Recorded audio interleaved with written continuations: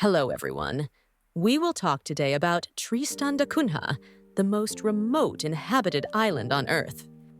Imagine living in a place so remote that the nearest inhabited land is over 2,400 kilometers away, and there is no airport. So, let us explore this unique place. Location and geography. Tristan da Cunha is a volcanic island in the South Atlantic Ocean, part of a small group of islands belonging to the British Overseas Territory of St. Helena, Ascension, and Tristan da Cunha. It sits roughly halfway between South Africa and South America, covering just 98 square kilometers.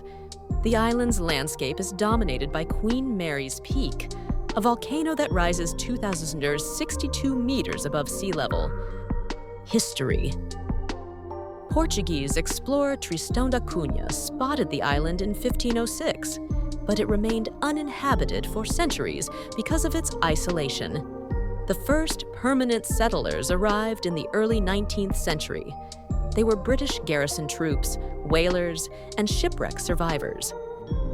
On August 14, 1816, Britain formally annexed the island, partly to prevent it from being used by French forces as a base to rescue Napoleon, who was exiled on St. Helena. Life on the island. Today, the island's only settlement, Edinburgh of the Seven Seas, has around 250 residents, most descended from a handful of families. There are no hotels, and tourism is rare because of the island's remoteness. Visitors must take a 6-day boat trip from South Africa. The economy relies mainly on fishing, especially for Tristan rock lobster, plus small-scale farming and limited handicraft exports.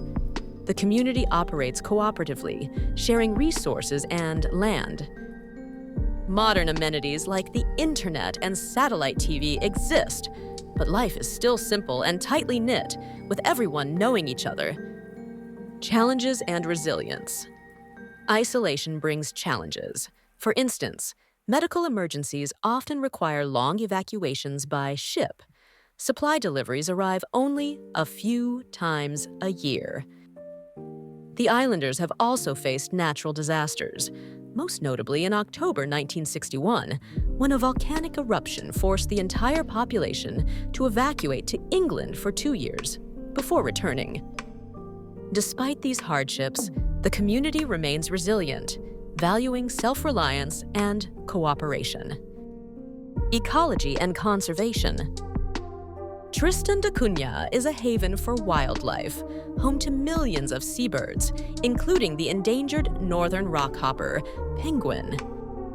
In 2020, the territory created one of the world's largest marine protection zones, covering about 700,000 square kilometers, to safeguard its pristine waters and biodiversity.